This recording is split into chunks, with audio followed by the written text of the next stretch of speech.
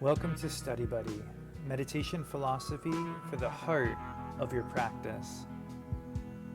This is a live online discussion of ancient yogic texts amongst meditation practitioners in the Shambhavananda Yoga tradition.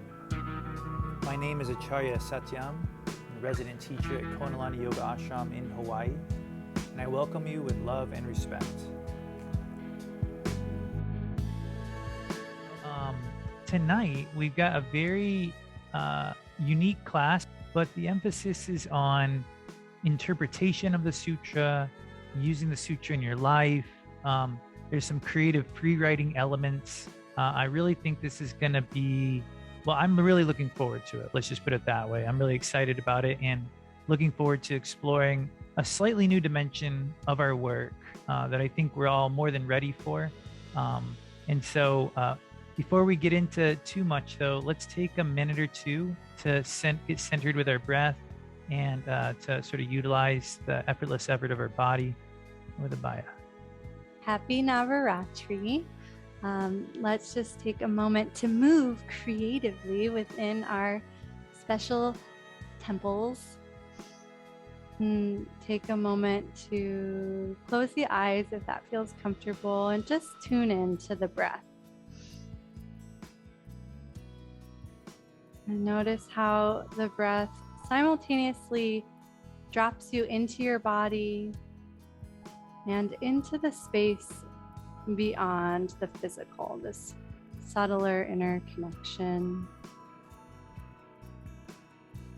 Just start to shift around in your seat. You can move side to side, forward, back, circle. It's up to you. Just try to feel the body gently moving through space as your breath continues to fill your inner space. And try moving twice as slow. And see if that helps you become even more present.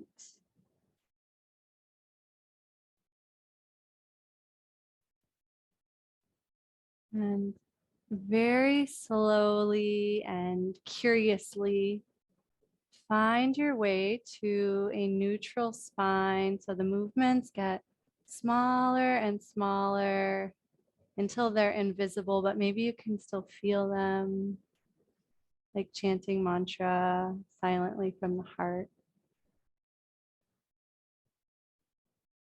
And then bring your hands to your shoulders. So you've got some little angel wings, and make some really gentle circles, not trying to stretch, just allowing the arms to move fluidly. We'll be lifting the arms up in a moment. And this is just helping to wake up the muscles that support the shoulder socket. And then try going the opposite direction. And it's okay if it feels a little less smooth. Maybe you can smooth it out with your breath, with your surrender. Release the hands down into the lap, palms face up, and imagine you're scooping up a bunch of energy in front of you. Let the arms effortlessly lift up, and then keep the arms there and let them broaden just a little bit. And imagine your whole body like a pipeline. That energy can just effortlessly travel through, completely unobstructed.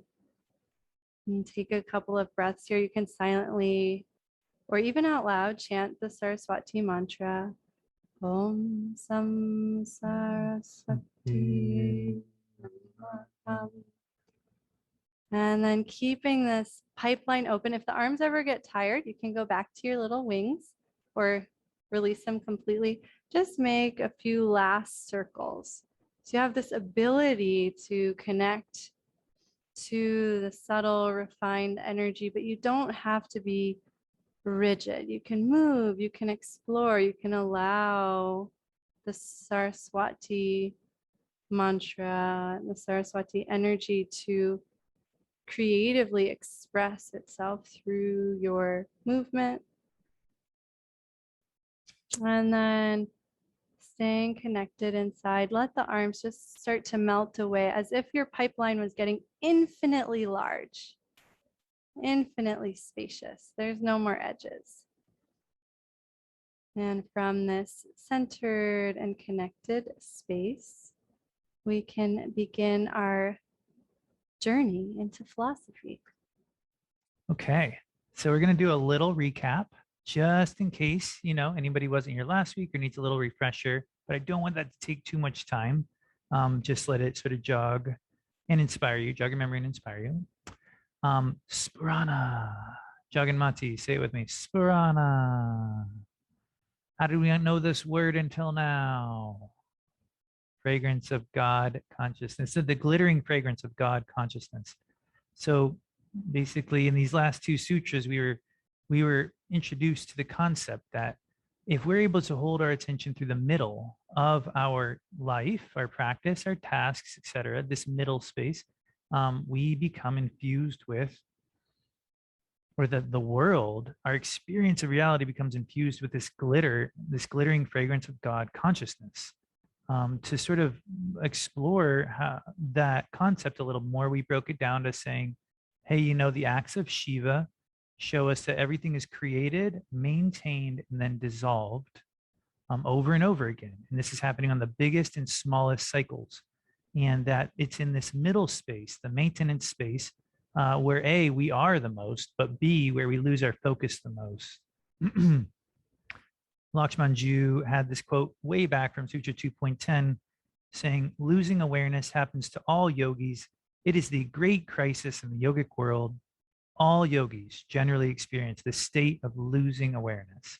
And so we see that we're not alone, but this is the challenge, and it has been the challenge for thousands of years, longer than thousands of years, right? And so we're instructed, we're taught, we're told to work to hold our awareness, to hold it at the time of entry, to hold it at the time of exit, to hold this with the fullness of our awareness, to hold it. And then accomplishing this, then the yogi becomes one with that nectar of Turiya, with that nectar of awareness, which was also described as Sphurana, right? And so this was a bit of a shift. Our attention perks up at the beginning of an activity. When the activity's over, suddenly we feel relief and we're sort of present again. Where are we in the middle? The middle space requires a unique kind of work, and it really defines our practice. When we're able to hold that, the payoff is significant. I've said it already, but I'll say it again. The fragrance of supreme glittering of God consciousness becomes your reality. But more than that, it actually becomes your reality across the span of your day, of your practice, of your life. She never loses the fragrance of God consciousness. This means that her God consciousness endures in each and every state of her life.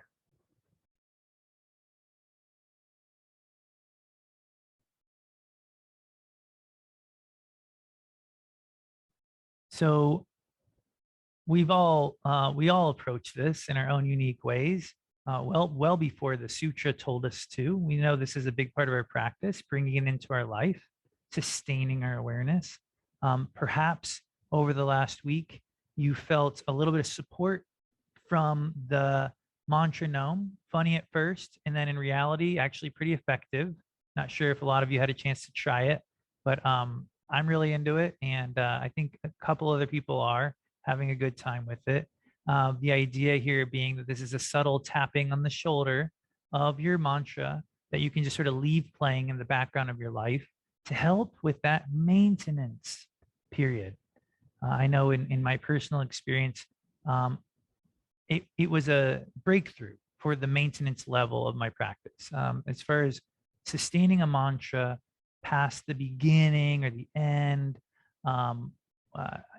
it became obvious to me how helpful this was. And so that's sort of the recap of where we left off. The big picture, some of the tools, some of the bring home concepts. So from here, I want to just take a moment to just give everybody a minute or two for something we call, free writing from the heart. And this is just a way of breaking the ice.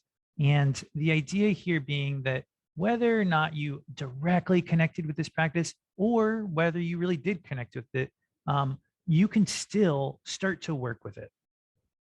Free writing is generally, there's a lot of different opinions on it. You might have an opinion on it. As a yogi, you have an incredible ability to do something very unique, which is to actually uh, use your practice and to start to play with it in the realm of creativity, by accessing and trying to stay present with your experience while you write about it. Here's the challenge, though. You got to keep writing.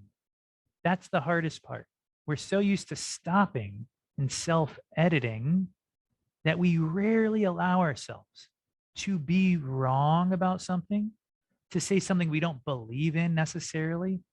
You got to let yourself take those weird wobbly steps if you ever want to get your legs working, right? If we keep stopping and waiting for perfection, we literally don't ever move. So free writing is one part conscious awareness, and the other part is completely letting go of that self-editing autocorrect that is constantly stopping our exploration of a topic. So this is a work in progress for all of us, but it's very, very inspiring. And so starting from the recap, mantra gnome, all that stuff, how'd your week go?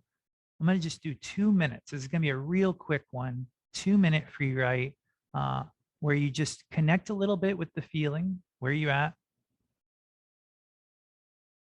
Everything that was said, it's already landed. You don't really have to replant it. It's in there. Just connect with your breath right now. Feel your seat.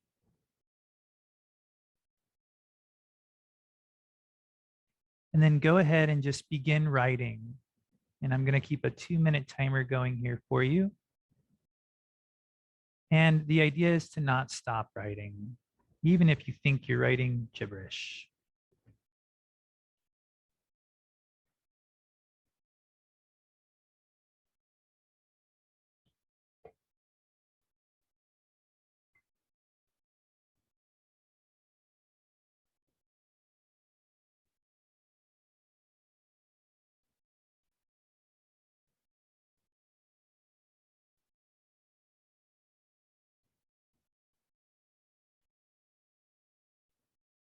See if you can still feel your breath.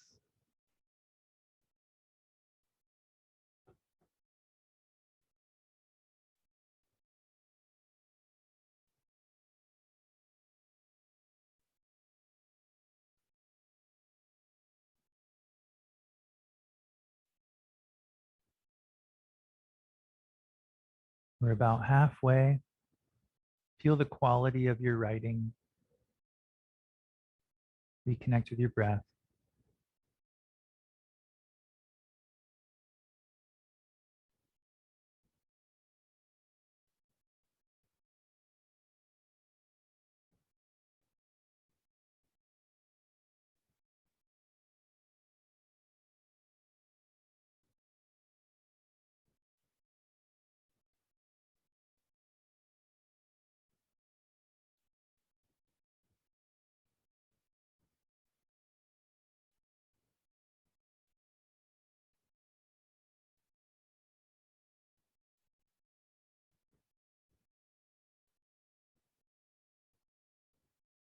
Just the last few seconds.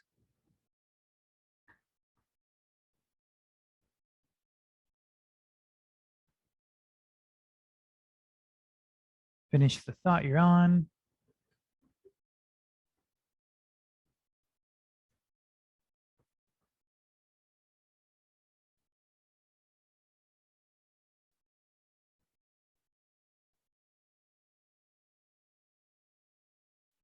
And now reread it. I know, interesting, totally worth it. Reread it. And as you're reading it, underline what stands out to you. And there's usually a couple of words, a thought.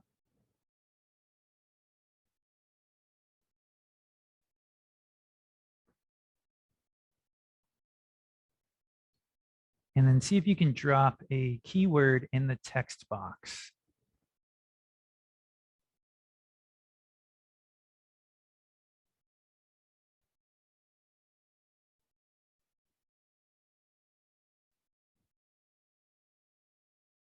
And I can write it in for you guys here. One sec. All right. What was it?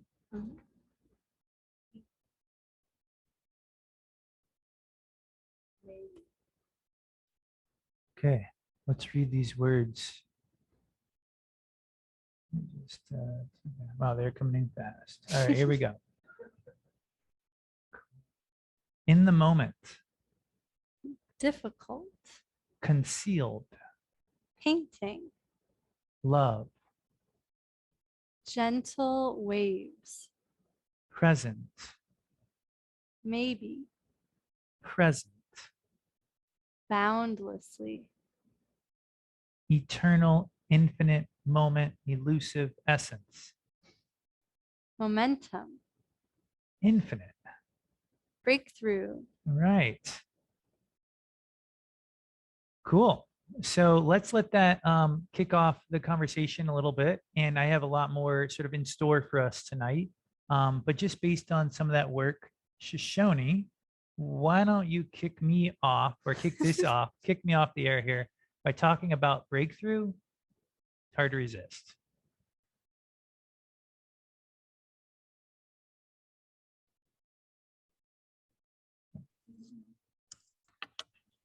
Okay, so I'm going to talk about so Ture wrote Breakthrough and she doesn't want to talk. So Okay, that's okay. We can go to someone else. It's fine. I can talk if you want. Okay. I wrote Boundlessly, and this is the third time that I've free written in a long time since the last class, and I really feel like this was the one that was like, it was a breakthrough. It was like, oh, there was some creativity coming through, and it felt like I was really just in my heart, and it was boundless. It was like this boundless experience of, I wrote, beyond the limits of space, broadening conscious horizons was sort of what it felt like.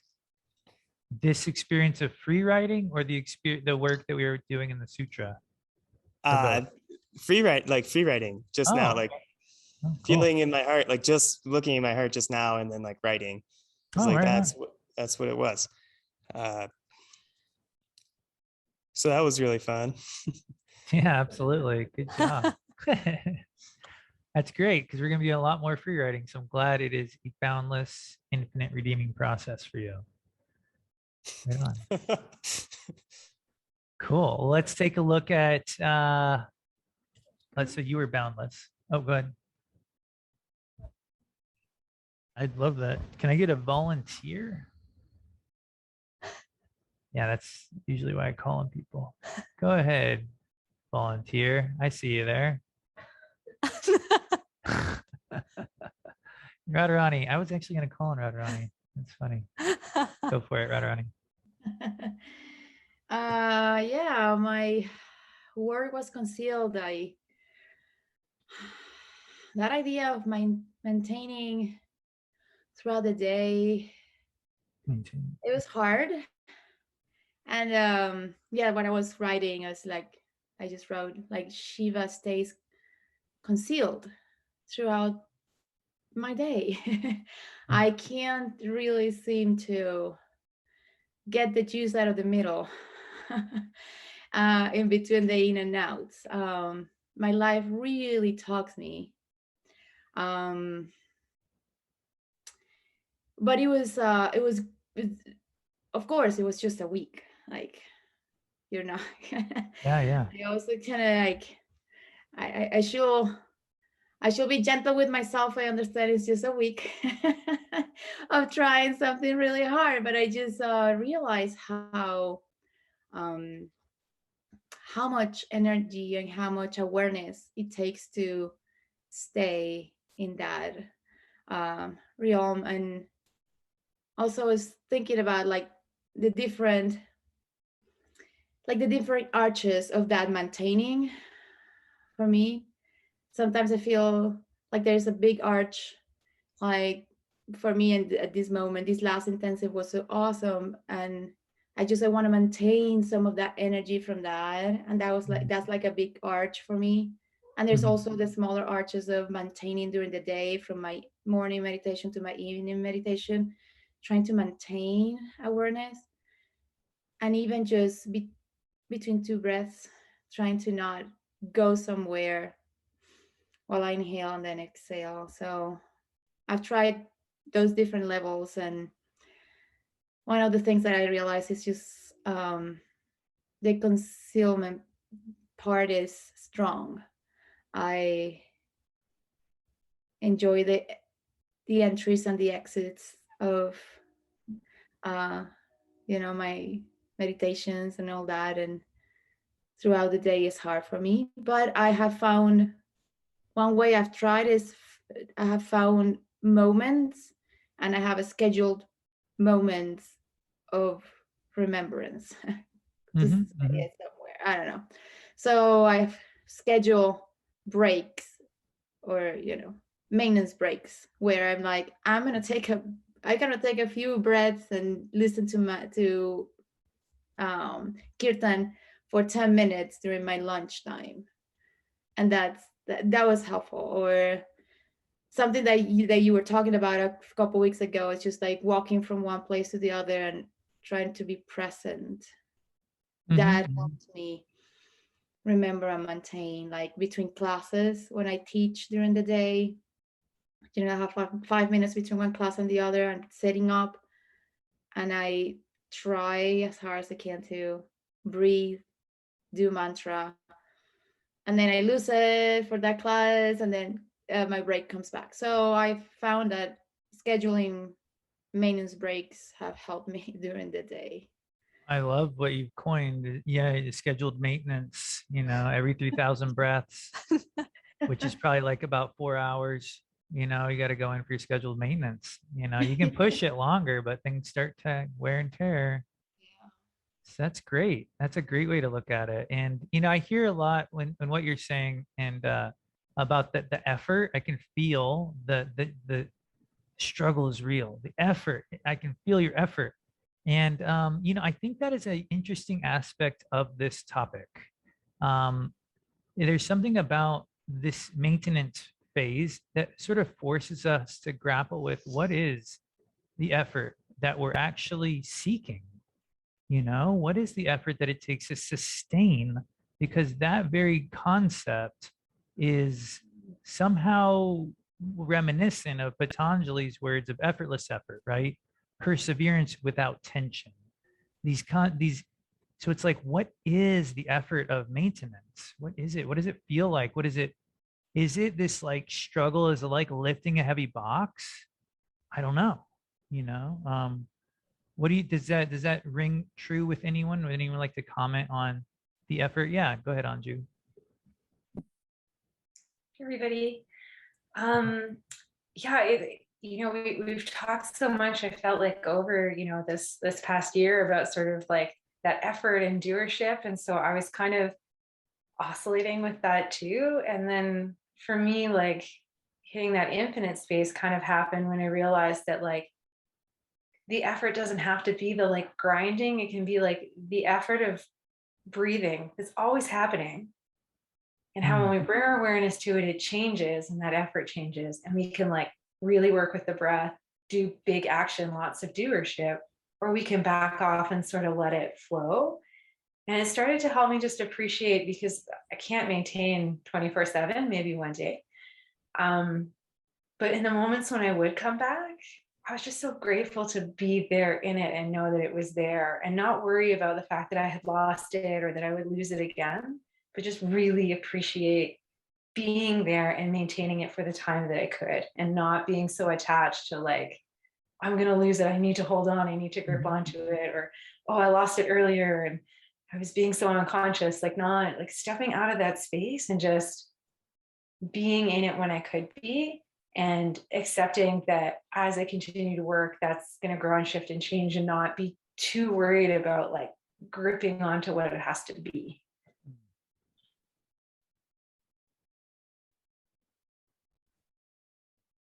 Thanks, Anju. Yeah, it's a real personal journey. I love the way you were describing it, as just finding, I mean, the effort of gratitude, it is a very valuable effort, and it is an effort in itself. The effort of breathing, as you said, is like, that's a wonderful, sort of way for all of us to to tap into what is the effort we're seeking with this maintenance phase. I really identified with that effort of breathing you were talking about, because I can feel that happening. It is taking effort, but it's a unique experience. Yeah, Dharma. Like I have been thinking about like those big automobiles that they didn't used to have power steering, you know, and so you kind of had to wrestle them around a little bit. I think there was a truck up at Shoshone that didn't have power steering, and you definitely had to wrestle that one too. And if the alignment on the vehicle's right, you don't have to do much. It's just going straight, and you can maintain a path. But if you're slightly off and you're trying to go on a straight line, it's really hard. And I feel like my mind, instead of going in a straight line, it's just a little skewed sometimes, just the way I see things. It's not that level of clarity that maybe I'm seeking through practice. And so there can be either abrupt or subtle ways that I just find myself just slightly out of alignment. And if I don't bring myself back, you know, just using that breath maybe to get present, then it's really easy to find myself in a different direction than I want to be headed. And so there are constant reminders. There are constant reminders in my life, you know, to be like, oh, again, you know, again. And so I think, you know, practicing just some compassion and patience. Like I really appreciate the emphasis on cultivating bodhicitta and you know, sort of like as a starting place, or like I can always come back. And, you know, I think for me, some gratitude and just that heart space and operating from there. I think there was not necessarily related to the work we did last week in the class, but the talk about getting beyond the mind that Devi and Arjun had done really resonated with me as a place to sort of draw my awareness and try to operate from there, because I don't seem to have as difficult a challenge with alignment when I'm coming from that space, as opposed to that sort of mental doership, which is a little bit more contracted and wants things to look and be a certain way.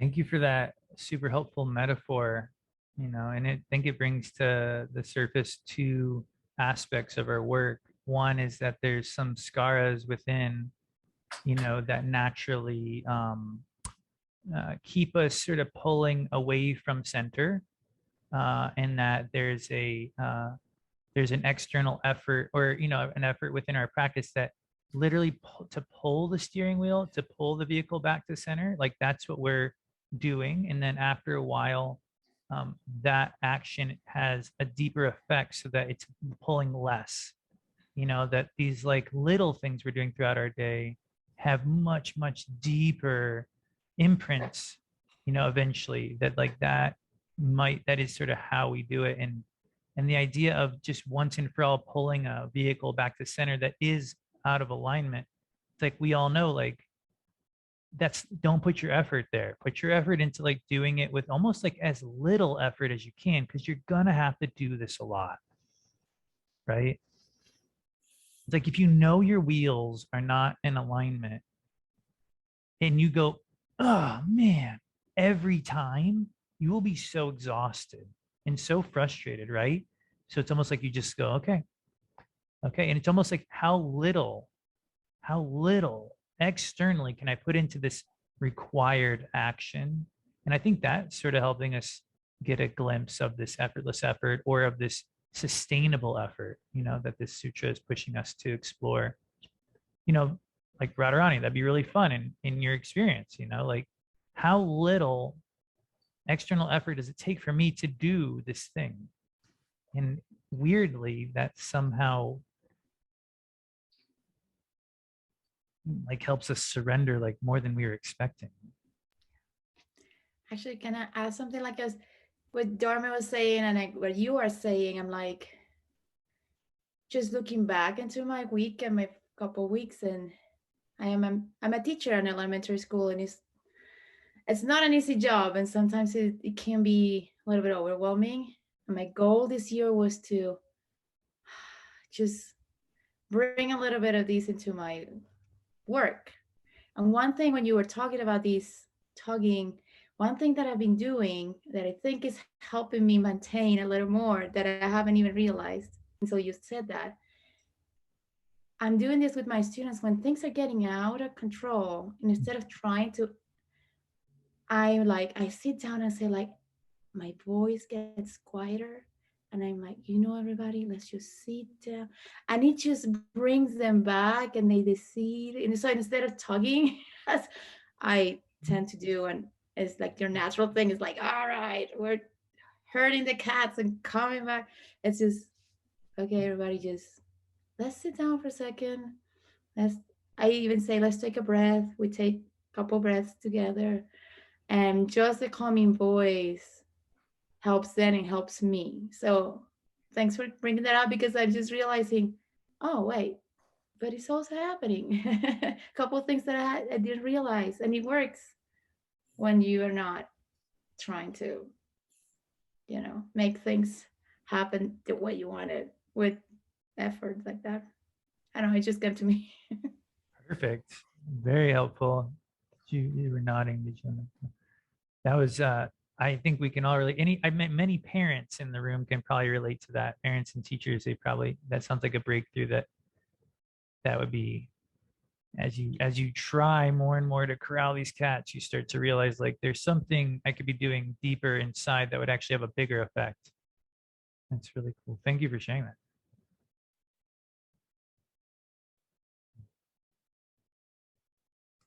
Well, we've got some more to reflect on tonight. So I might just let this just like dissolve and bring up a little something new. If that sounds all right. I'm just sort of scanning. Looks like everybody's cool with that. And so just sort of a method I was wanting to explore with you all is to, I want to look at like a quote from the sutra together and read it and let you sort of work with it and feel with it and then do a little bit more free writing. Oh boy, gosh, time is, I can't believe how fast that went. Well, let's try this. We'll just try one and see how it goes.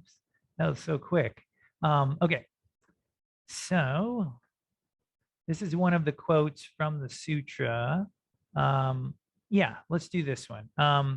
Hey, Meru, can you read this quote for us?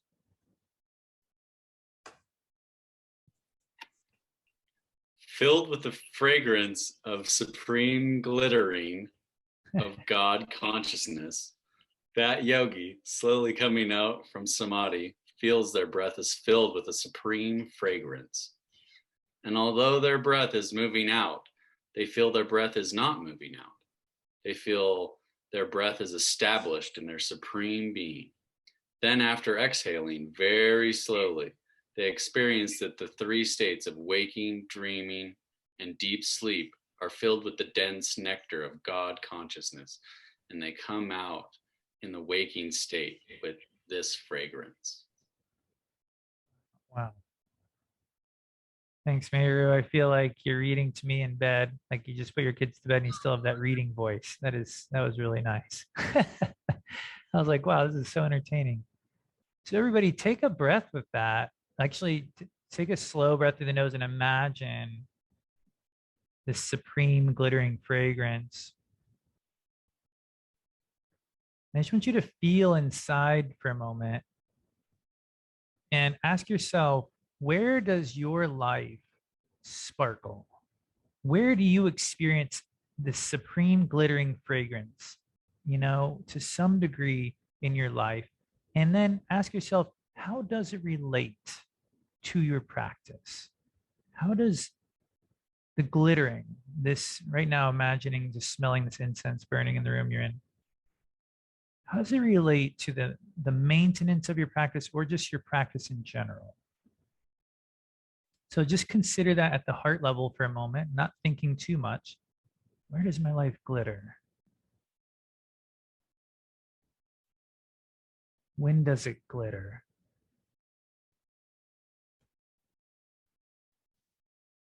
And then I know you're like, but I haven't thought about it long enough. 2 minutes. Keep feeling while you write.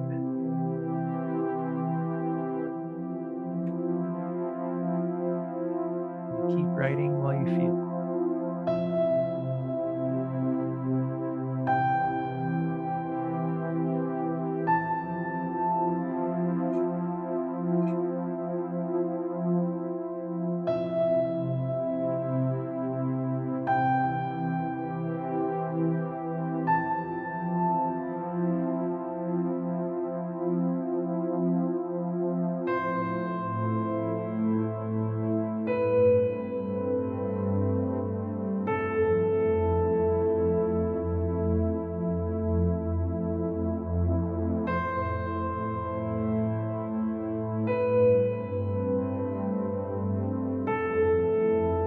Reconnect with that slow breath through the nose or about halfway through.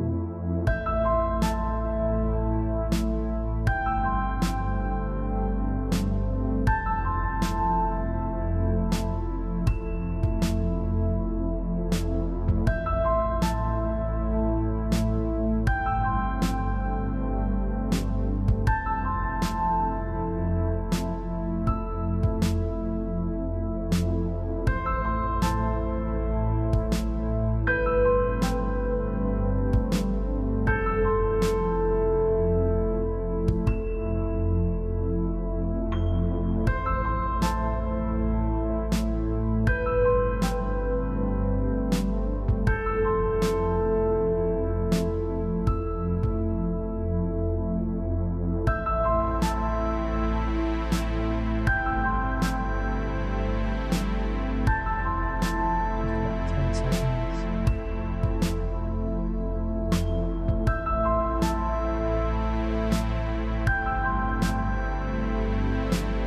And finishing the thought.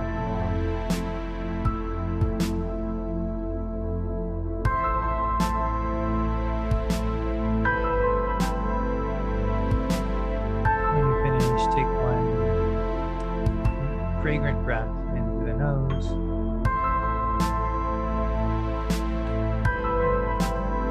when you feel like you've taken that one breath, read what you wrote and underline what came through.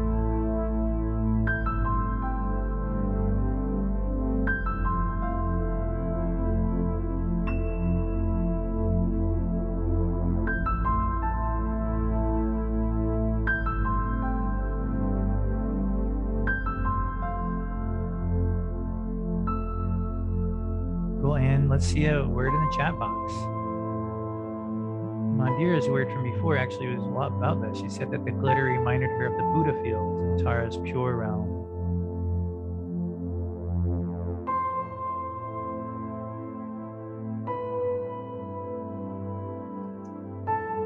Heart fireflies. Nice. Uplifting. Mud. Flow. Stars. Matrika Shakti. Bubbles.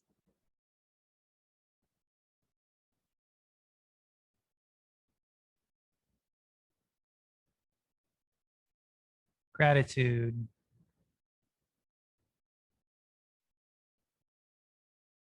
Micah.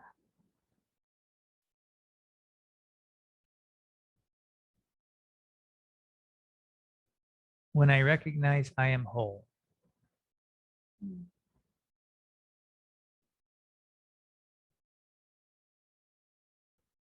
Cruising. Hmm.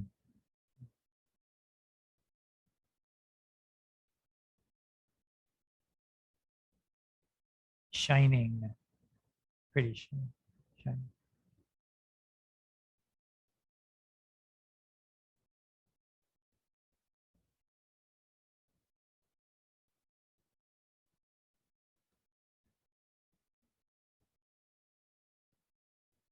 Oh, and sorry, what were y'all's? I can just, you can just say it. Mine was being present and surrendered. Reflect. Cool.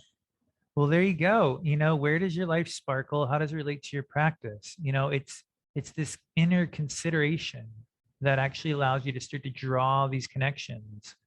This sparkle is real for a yogi, and the means to it, according to the sutras, are through the maintenance of our practice. But you know, do we sit and reflect on that? Do we seek it out? You know, and I hopefully that just that little bit of writing was able to show you that there are these connections happening inside. Um, and it hopefully didn't feel like writing from the head, and it felt like writing from the heart. It takes a little practice, but it's very possible. I wanted to make sure that we meditated tonight. So I think I'm just going to leave it at that for right now. Everybody can shuffle around in their seat a little bit, and then we're going to meditate.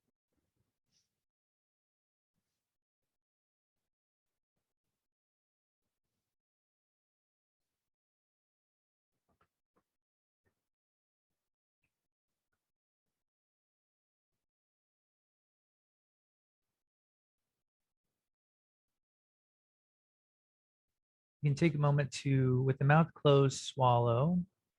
Feel the mouth sort of suctioning empty, tongue lifting slightly to the back of the roof of the mouth.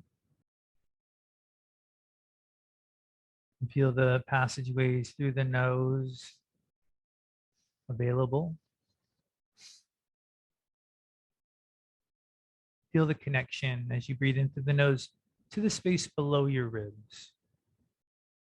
Just try to say hello to that space as you inhale and exhale.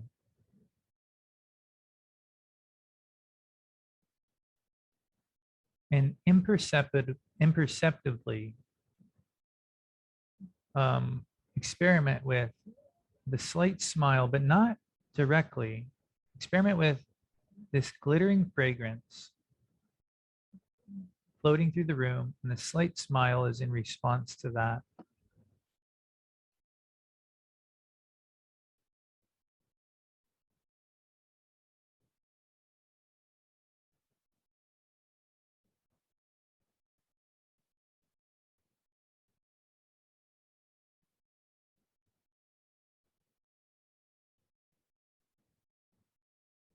Allow the breath to be even and smooth, using minimal effort to support that even and smooth breath flow.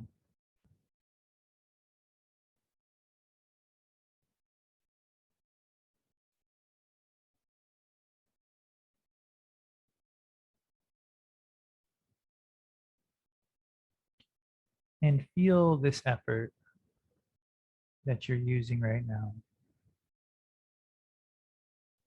This effort is perfect. You're doing great. Just moving the breath very gently is a low-powered meditation that keeps you pointed in the right direction.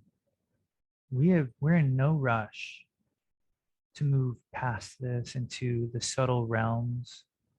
Those will come. But sustaining this low-powered effort right now with your breath through your nose is so much more important than we give it credit for. Always looking past it to the next big thing. Can you sustain this effort, this minimal effort right now for just a few minutes? And what happens when you do?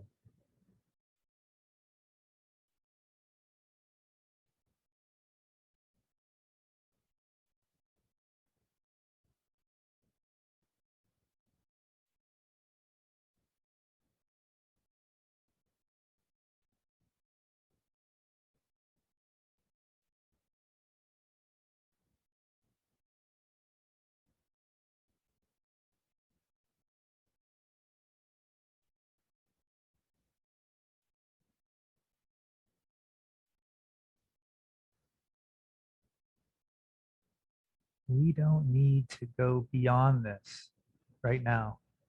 We need to sustain this, maintain this.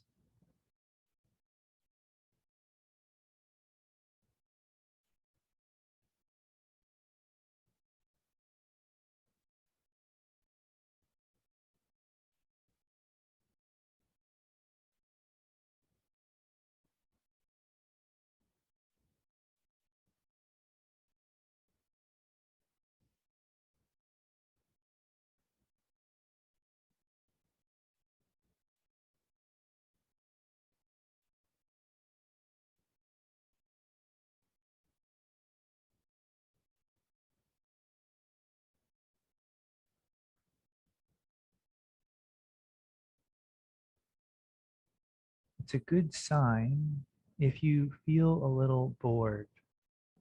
It means you're actually doing very little. That's a good thing.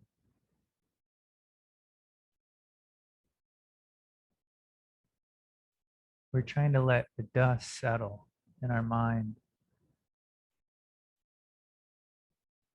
We're trying to hold a simple practice.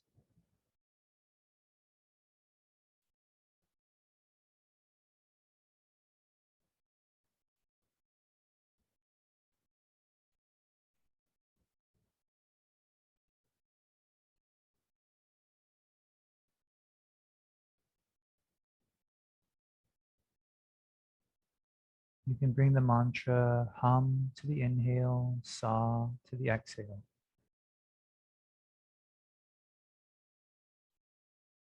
The mantra is a nice focal point for the mind, but it doesn't fill the entirety of the breath.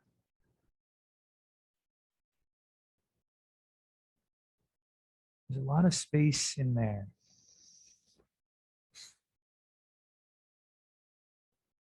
It's just there in a really simple way.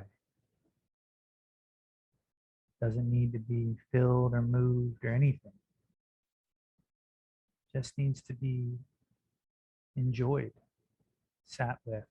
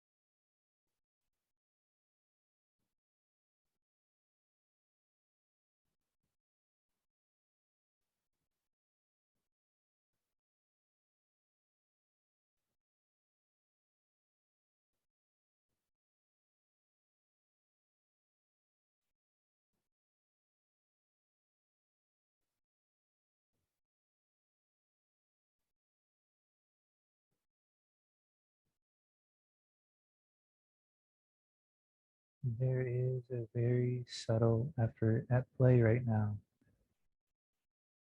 A very gentle effort of smoothing and evening the breath, of allowing it to find its way down below the ribs in the navel area. There's a quiet, simple mantra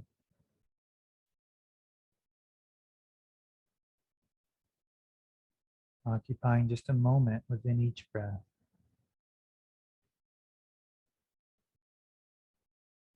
And there's you.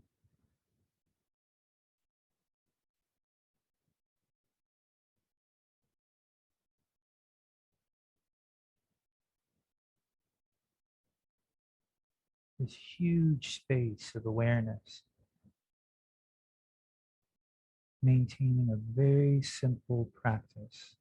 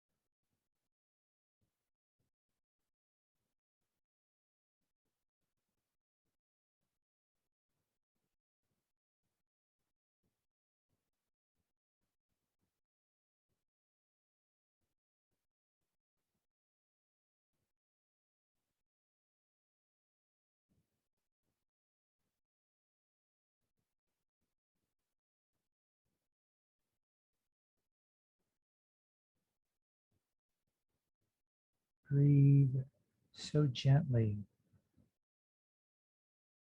that you actually feel the breath enter the nose.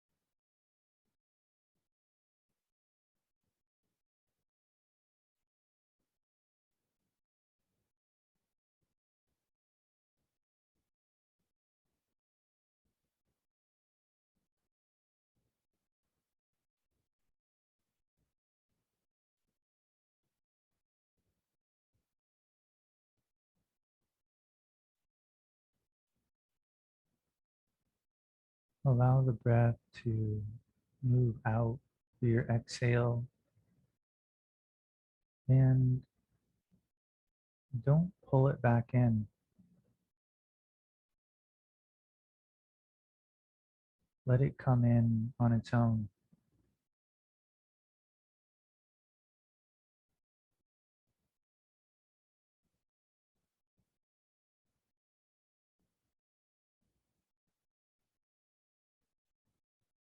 Instinctually, you will pull it in. Just let yourself pull it a little less each time.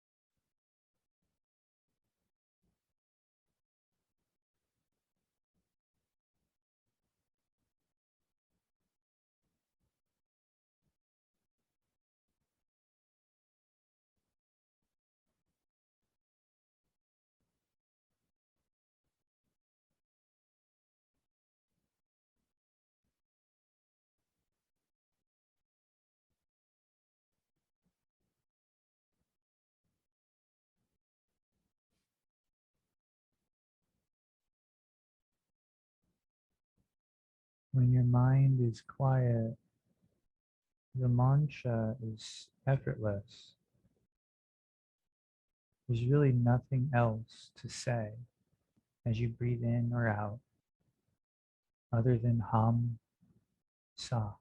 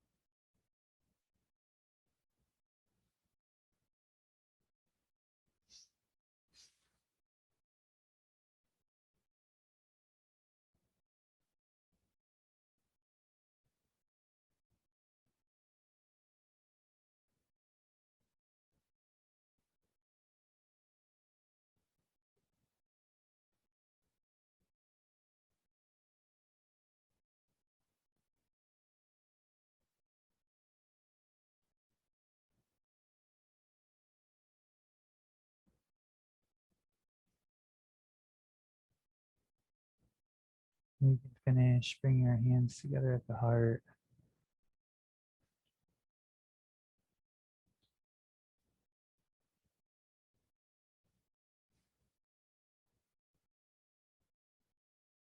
And feel the creative aspect of this work.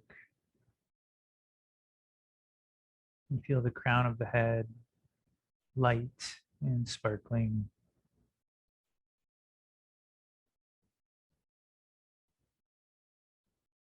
And we'll breathe into the nectar of our hearts.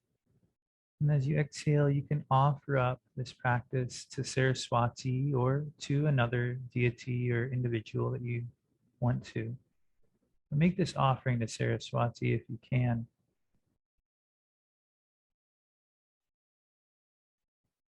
Just sort of showing the goddess that we've done this work and that we hope to continue to do it.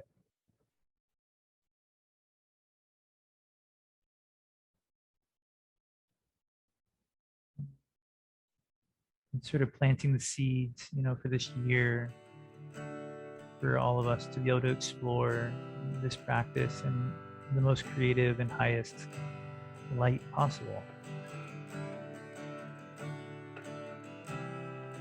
And then, of course, let's think fondly of Babaji and Faith and offer them our love and respect as well. Without them, I don't know where the connection to Saraswati would come from.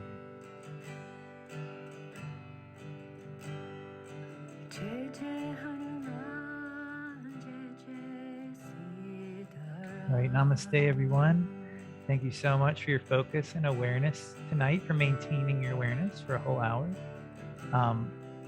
Couldn't do it without you. So grateful. So thank you very much. And next week, we're going to be hearing from Dharma and Uma for a philosophy presentation. And then we'll be back for more sutras in 2 weeks.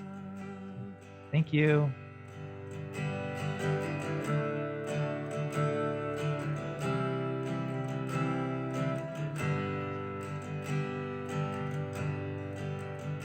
Jai Jai Shri Ram Sitaram, Jai Jai Shri Ram Sitaram.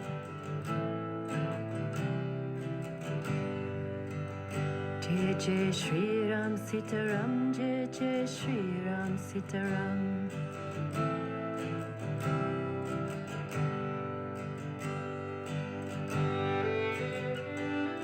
Jai Jai